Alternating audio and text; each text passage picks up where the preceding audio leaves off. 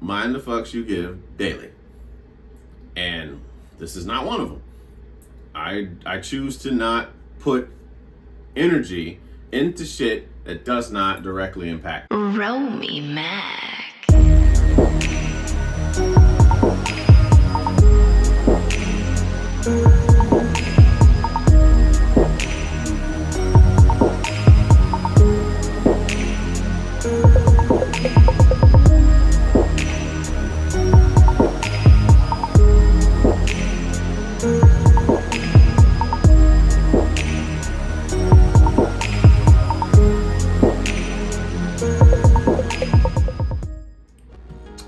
What's a small moment that shaped who you are? A small moment that shaped who I am today would be deciding to read. Yeah. I went majority of my life without taking reading seriously and the impact of what it does on the mind. What it does on the brain.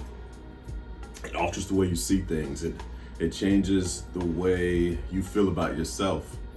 It gives you a sense of confidence as well as an arsenal of weapons to use in conversation with other humans that you come in contact with, regardless of race. And that's the beauty of it. It's universal. Reading is a superpower. Reading gives confidence. Reading gives you an extensive vocabulary to use in the face of adversity and debate, that is. And also teaches you to calm your mind, educate you on your emotions, teach you how to deal with life in ways you couldn't even imagine, to a degree in which it may come off as intimidating to some, but that's with their own insecurities, because I once felt that way too. When I would get around people who seemed like they knew more than me. Perception. It's really all it is. It's just perception. It's your perception, your insecure perception of what they know, and not even counting what you already know. The beauty of knowledge and reading is that there is endless amount of books. There are people that spent years gathering information, going through experiences, and they put it in a book that can be read within a week, some months, depending on, how I would say how much you're giving into the book. Now, some people like to read fiction stories. I'm more along the lines of like self-help and just wisdom, and philosophy is kind of my ordeal. That's what I tend to focus on. Not against reading fiction, but I prefer to read something that's going to help me in this battle every day as I get up and face the world.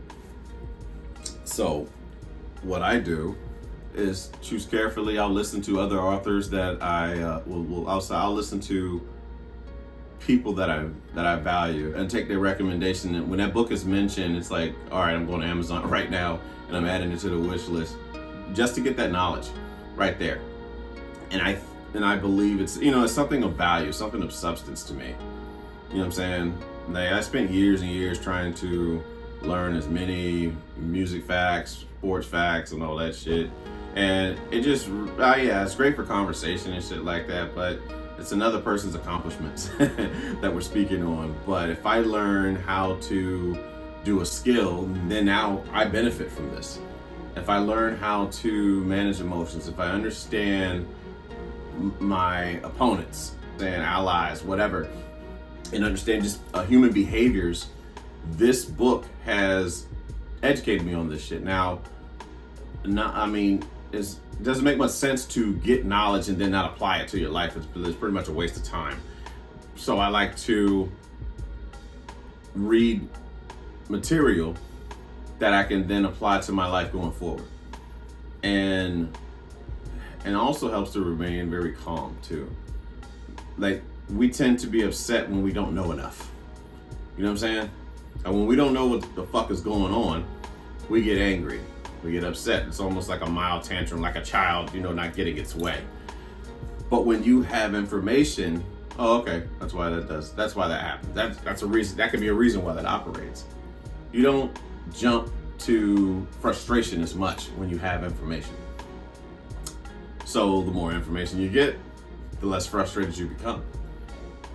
And once I understood that little trick for myself, it then shaped how I moved in society. And as far as like when I'm around certain behaviors, when I'm around certain energy, really energy, if anything. If anything that I love about reading, it taught me about energy and feeling a person's energy. And once I get wind of it, when the flares go off in the mind, like, you don't want to go around that, then I tend to listen. If I have no choice, like in a work standpoint, or if I'm with somebody else and it's their function, I'm there to support them, then I gotta keep my distance. But reading taught me a lot about energy. You know what I'm saying, as far as what was beneficial and what was non-beneficial. And really just a study of yourself. Like, anything you want to learn, study yourself. Understand why you do the shit that you do. The dumb shit, the achievable shit, the things you're proud of, the things you're not proud of. And once I got in the rhythm of reading and studying and really learning, period. Let's just call it that. I mean, reading was the start of, I'd say, the learning for me, as it would be for anybody. I mean, growing up, I could name probably 10 books that I maybe read, and that was a requirement from school. So Amelia Bedelia, Frog and Toad, any of the Beverly Cleary books, Maniac McGee, Beatrice and Ramona, shit like that, James and the Giant Peach, all the things we were required to read for school, in elementary school. And then, of course, in middle school, like, what's this shit? All those kid-related books we had to read in middle school and then, like, high school. But I didn't retain anything from it. I just know, oh, man, me and my classmates and friends, some of them were friends, we read these books. That was what that's what it was. Lord of the Flies. That shit. That was the book we had to read. I think that was 10th grade, Miss Smithers' class. Smithers is what we used to say all the time because of The Simpsons.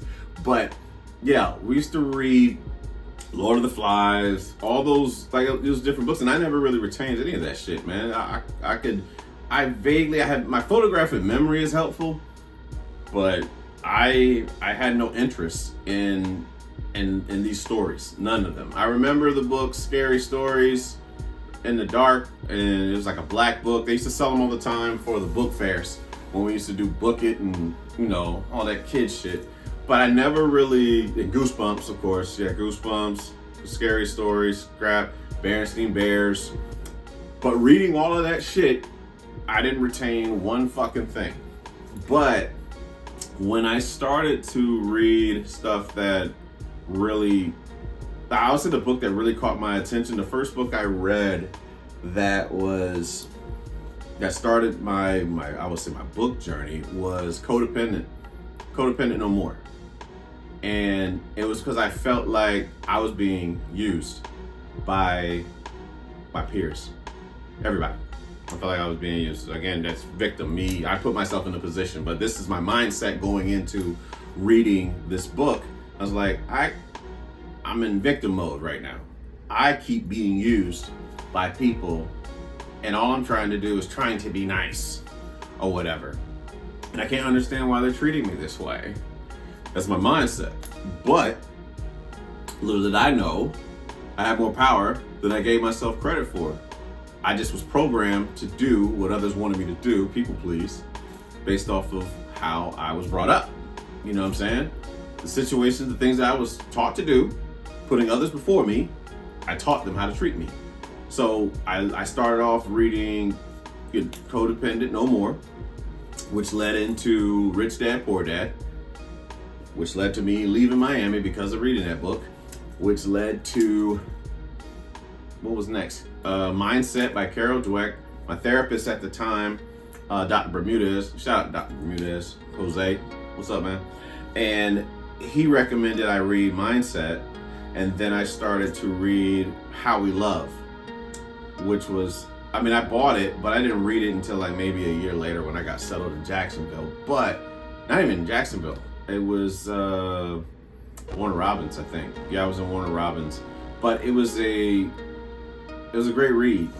And I just kept finding that all this knowledge that I'm reading is connected. Didn't matter what I read. It ends with the same thing. And the level of consciousness that I was finding myself in. So I was like, oh, okay, all this shit is connected. Cool. Then I came across the legend, we call her, for her wisdom, Brene Brown.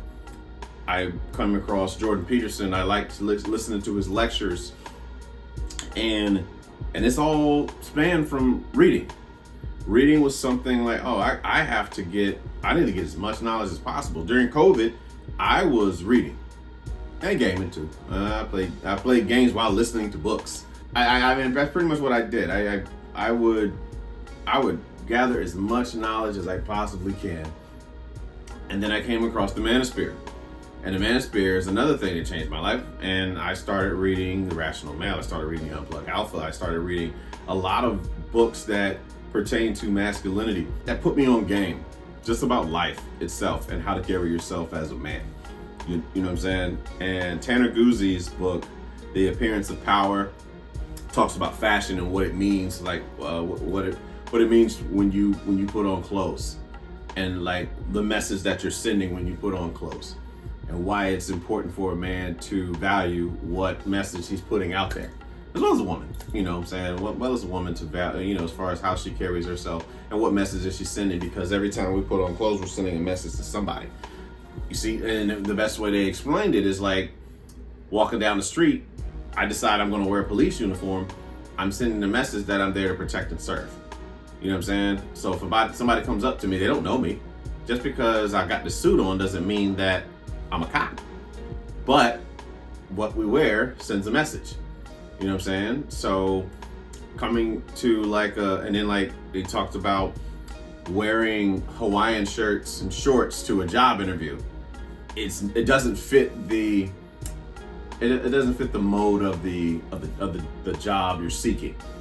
Now, granted, you're going to a surf shop or something, it might be a little bit different. But for most jobs, you show up very casual in a professional manner, in a professional setting. It's not going to go as well. They've already have an idea about who you are as a person. So that book taught a lot. Just all this from reading, and it helped shape my mindset and how I'm going to carry myself, how I want to be remembered from when a person meets me, and then it taught me how to engage with others and those around me, as far as like how I want to be, what I want to do, and I'm grateful. Essentially, I'm grateful for deciding to change my life. But that's one small thing of starting to read. Me deciding to read a book shifted the way I looked at myself, shifted the way other people looked at myself, and it garnered a sense of respect as a man. I wasn't looked at as the clown anymore, and trying to be funny, trying to make everybody laugh, and that, and putting people together, thinking that was my way of living. And reading really taught me just to focus on myself. So it was helpful. I had to put my mask on first. I had to build myself up, and then whatever's left from me filling up my cup is what I can give in return. You know what I'm saying? Like that became the mentality.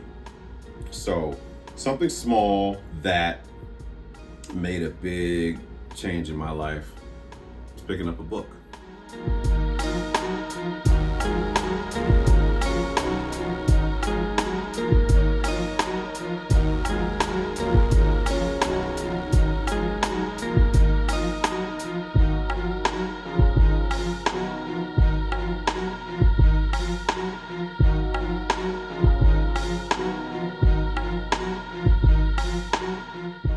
What does non-sexual intimacy mean to me? Non-sexual intimacy is making eye contact with a woman. I mean, obviously I can look at her in a very much in a lustful sense, but literally in conversation, just making eye contact where souls unite, where they collide, and you can literally see a person's insecurities, their pain, all of that by this non-sexual, intimate gesture of just making eye contact. I'd say another non-sexual intimacy is listening. Yeah, listening. Listening with intent. Listening to understand. Doing your best to not get excited about a point and try to jump in, but just listening, and doing so in a way that you're able to formulate questions that will encourage her to speak more. Maybe she never felt like anyone gave a fuck. But what you can do as a man, what you can do is just listen with intent. I don't know if it was Jordan Peterson, it might be somebody else, but like listening to somebody as if they knew something that you didn't know, even if they say something that you already have heard before. But listening as if you do not, as if they're going to tell you something new that you've never heard before. And it's helpful, it's very helpful to do so.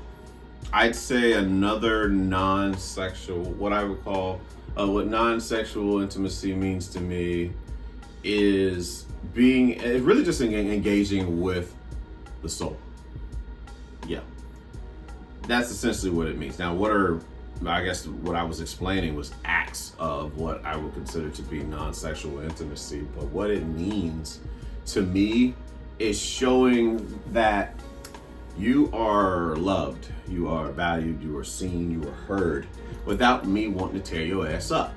Now, believe me, I do want to tear your ass up, but there's tact, strategy, you know what I'm saying, in how a man must carry himself. You don't want to come off in desperation. Desperation shows weakness. Weakness is not attractive. So, it's coming from a place of strength, being able to refrain and more so come from a place of learning. Learn that individual, learn her, learn how her mind works. Let her give you everything that you require to aid in situations that come up. Yeah, I would say that. To me, that's what non-sexual intimacy means to me. It gives you, it's homework. It gives you the tools that would help you connect on a non-intimate, on a non-sexual level and a sexual level. But in those moments, you're just listening. You know what I'm saying? You're just listening. Don't get me wrong. You don't want to put yourself in like a friend zone unless that's really what you want to do. But I digress. However, yeah, listening definitely helps out. Listening shows that you're present. And I believe that's what it's all about. It's all about being present. Non-sexual intimacy. So healthy conversation. That to me is non-sexual intimacy. The ability to be able to have a conversation with somebody, you just lose track of time. You forget that this is going on, whether that be in a text conversation, whether that be on the phone, or whether it be in person. I prefer in person because I'm able to make eye contact and I can pick up all your cues. You're not able to hide behind your text message. You're not able to hide behind the phone. We have to bear ourselves in person. And no matter how we hide, we show ourselves. Defensive postures, all of that shit. Avoiding eye contact, looking down when we talk. We show all of us. And for me as a man who values masculinity, it's about allowing that woman to feel like she can it's okay to be shy. It's okay to be sad. It's okay to feel whatever it is that you're feeling and navigate it. But don't use as they say, for agreement one, don't use the word against you. Don't talk bad about yourself. Don't tear yourself down, not even in a joking way. The brain does not know the difference. So speaking on yourself in a positive way. That doesn't mean that you avoid your shortcomings or insecurities, but you don't dwell on them. You know what I'm saying? They're meant to learn from. They're not meant for you to dwell on and just stay with that shit. It's just like, okay, we can work at this. It's literally like going into your boss's office. All right, here's what you can work on. That's what our insecurities and that's what our shortcomings do. This gives us something to work on. Some people work on it. Some people are like, fuck it, this is just me. You know what I'm saying? and what is me? What is that? What does that even mean? Me as in, all right, this is what the fuck I do. Everything you do was taught, programmed. So to say this is me or whatever, I get preferences is one thing, but deciding that, like, for those that are assholes, and we all know people like this. I'm like, no, they're from New York or they're from Miami or Chicago, and they're just assholes. No, they're choosing to behave that way. We're all human. I don't give a fuck where you from. You decide what's permissible behavior for you. And if you got people around you like, oh, well, that's just me. It's whatever you don't change, you allow. So getting in those conversations, you're able to pick up all these things with this individual. You decide what's for you and what isn't for you. And that's to me, that's in a non-sexual, intimate way. Because I'm connecting with your soul and I'm recognizing if the energy that you're carrying, if it's aligned with me. Because if we're not in alignment, it's going to show. And I think long term. You know what I'm saying? Like when I speak with somebody, when I text with somebody, all of that shit, I'm just thinking long term of the shit that's going down. Could I see this long-term scheme of things? And if not, then removal. That's how it goes. It's removal. And you know what I'm saying? Don't allow history to keep you in something toxic. I think we've all done it. Like, I've known them for so long. Have they been disrespectful for so long? Did it just start? When did you start to value yourself? So conversations, healthy conversations helps bring one closer, like I said, with that eye contact. And it's not easy at first because not a lot of people, especially where I come from, like to make a lot of eye contact unless they're ready to see you about something. But to connect with somebody in conversation, I practice. I try to do that with everybody. I focus just on looking at them to let them know that they're seen, that they're heard, and they're loved. You know what I'm saying? But healthy conversation to me is that non-sexual form, a non-sexual form of intimacy, and it, like I said, it allows one to connect. They feel seen, they feel connected, and I believe that's when you let the souls do the talking. You know what I mean? But what does non-sexual intimacy mean to you? It means connection. It means learning. It's truly, I believe it's a path towards unconditional love. But I mean, essentially, it's just, like I said, healthy conversation, eye contact, connection.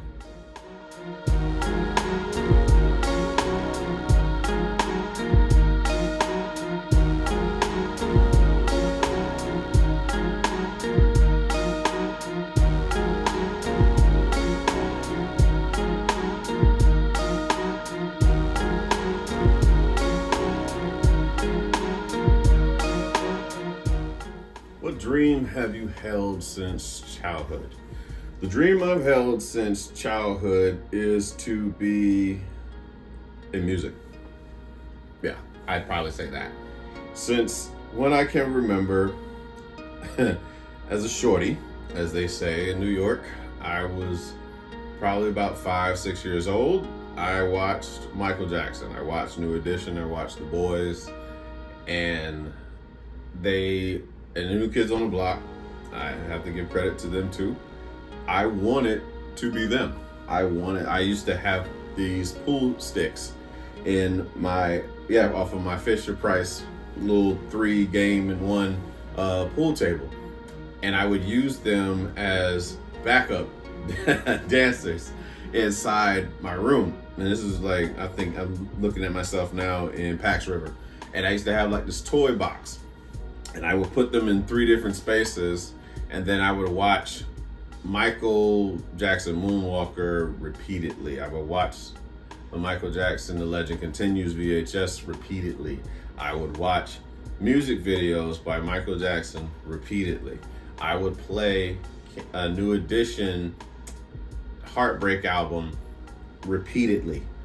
And then once I was able to get the New Edition self-titled album with Mr. Telephone Man and Cool It Now, Leaving You, Marianne, all of that, I would dance like that. Me and my cousin would dance to that shit repeatedly. I wanted to do music, and then I learned how to produce music, and then I kind of got away from it.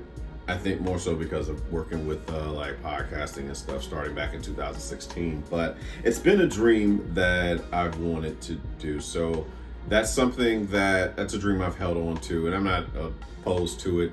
I mean, music is something you can do at any given form and time once you put your mind to it, that is. I'm not saying everybody makes it, but something of just doing music on a more consistent level, there's time to do it. You know what I'm saying? We may not always have time left, but there's time to, like I said, just started working on music. So if I had to think of a dream that I've held on since I was a kid, it would certainly be becoming a professional musician.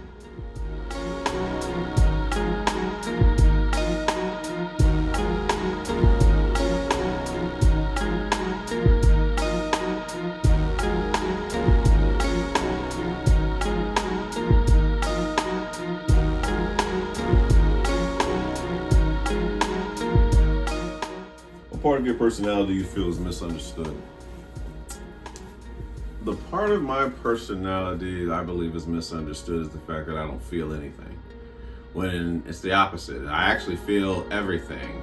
It's managing those emotions, learning how to manage those emotions very well. It did not come easy, but being able to see something and understanding that indifference is a superpower for everybody. And we tend to be programmed to react to things versus pausing and then responding to things. But to think, like, I feel like you don't care. Yeah, that could be a misunderstanding. It's not about not caring. You can care but not tolerate shit and remove yourself from a situation. Don't let people make their problems your problems. Many times we have to say this, but can continue to say, but you do not allow people's problems become your problems. Don't train yourself to care about shit that ain't got shit to do with you. People come to you and ask you about, I don't know, some shit going on over in Colorado. So what was your thoughts on this? It's all right to not have an opinion on it. Doesn't mean you don't care. You just don't care. I mean, you don't really value it enough to where you need to waste emotion on it. Like, you don't have to have an opinion on everything. I don't believe you have to have an opinion on everything. It's okay for me to not engage in this conversation. I don't give a fuck whether or not Jay-Z sold more albums than Nas. You know what I'm saying? I don't care if Britney Spears sang better than Christina Aguilera. I don't give a fuck. The Parkers was better than Moesha. Any of it, you know what I'm saying? Like, shit that doesn't really come with value. Yeah, okay. Like stories that'll come up where it's, I don't know, like a court case. Okay, Diddy, here we go. You know, let's say that's right now, that's our distracting court case while something else is going on. This is my conspiracy mind talking. We are set to focus all on Diddy because something else is going on around the world that we are not privy to. But if we research enough, I'm sure it'll come out in the wash. But like to speak on, well, what do you think about Diddy? I don't know the nigga. He gave me great music as a kid, some as an adult, but I don't know him personally. I do. Yeah, I mean, if you're asking me if I approve of him kicking the shit out of Cassie, no. And the treatment he did to other people, no. I don't condone said behavior. But that also is that lifestyle. And there's a lot of people that know more than that. People have known about this shit for some time now, whether that's fear, whether that's turning a blind eye, whatever it is. But my stance on it is like not having to care about shit. You know what I'm saying? Like, that shit it has no direct impact on my life. So I've trained myself to really just mind the fucks I give. And grateful to Richard Cooper for teaching that. Mind the fucks you give daily. And this is not one of them. I choose to not put energy into shit that does not directly impact me. It's like, why are we doing this shit? Like, TikTok is prone for it. And I can speak about TikTok all I want. I'm on the shit. And you can catch it and like, damn, I spent 20 minutes listening to how women don't appreciate men. Some don't, of course. But yeah, there's some men that don't know how to appreciate women too. And yeah, we can go back and forth all that way. But it's just about removing what doesn't serve you.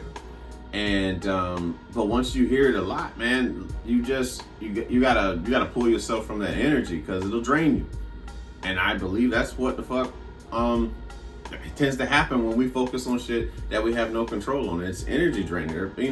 Vampires. Be very mindful of energy vampires that are around you. You know these people because you feel drained after your encounter with them. And I believe you feel drained by them because they were looking for a parent of some sort. Like that parental energy to validate them. But I prefer to spend time around people that tend to encourage, uplift, give energy. You feel more energized. You feel recharged after having conversations with them. And it's beautiful.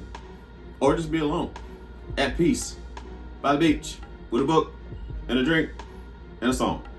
So there's many ways to mind the fucks you give, protect your peace. We tend to give a lot of people more of our energy than it requires. And I just do my damnness to protect my fucking peace. So it's not that, and I bring this all the way back around. I say all that shit, Diddy, the whatever. I'm bringing it all back around. Is that it's not that I don't care. I just don't value it, and I'm very mindful of what I give my energy to these days. So, especially when you have shit to do, when you have goals that you want to knock out, and you're wasting energy on things, people who could give a fuck less. Because while you're wallowing in sorrow, time moves on. Opportunities move on. Sounds very cutthroat and harsh, but that's the truth of the matter. You can sit in your sorrows, or you can put that energy into yourself and just continue to build yourself up. I do my damnedest to try to do that every day. I'm not saying I don't feel shit, because I do. I feel a lot. When I wake up, I don't feel like going anywhere. Like there's this, whatever remnants of past thoughts hits me right in the morning. And part of me just wants to lay in the bed forever. But you gotta make a conscious decision. Get the fuck up. Remember your why. Every day. Remember your why. Have something you read that, like daily affirmations, something that shows what your why is, and continue to use that moving forward. Life is full of challenges, and especially when we think we have shit figured out, and we believe that we're entitled to things, to people, to love, to whatever. We have these expectations, and then when they get shattered, we don't know how to collect ourselves. And that's why I try to train myself to not having an ego, not living with entitlement, and not having any expectations of anybody. But the inner child wants that consistency. But people evolve, people change. It's not always going to be the same. And you tend to hold on to those moments that you had with this thing, that you had with this person. And a lot of times we tend to try to chase moments. But you were meant to live in the moment. You weren't meant to dwell in the moment. It's challenging. I'm gonna say that's part of life's challenges, is learning how to live in the present moment and not be the hamster on the wheel, seeing the same thing, doing the same thing, but just working on yourself and constantly staying in the present moment. Parts of personality that's misunderstood, that you don't feel anything. I feel everything. I truly do. I truly do believe I feel everything, and sometimes that's the issue. Is feeling everything and then wanting to do everything for everybody. That is a trained trait from childhood, of some form of trauma. It's a trauma response of trying to be everything to everyone so that you can feel seen, heard, and loved. It wasn't your job to do anything for anybody. You were not cast to be a damn superhero. You chose to be a superhero. So when you choose something, it comes with consequences. And that's something that I had to accept, and I'm sure others will have to accept. So I had to learn how to still feel everything, but manage the fucks given as far as how to deal with what you're feeling. Decide if it should be absorbed or just observed. And some things can be helpful to kind of retain, and other things you filter it out. Interesting thing about the brain, right? But I think that's it. I think we're done on this topic, which brings us to the end of this shit. So anyway, I appreciate everybody for sitting with me as I just ramble off a few of the thoughts in my mind each show. Very grateful for your time. Appreciate your support. But I'm out. Peace. Good night, kids.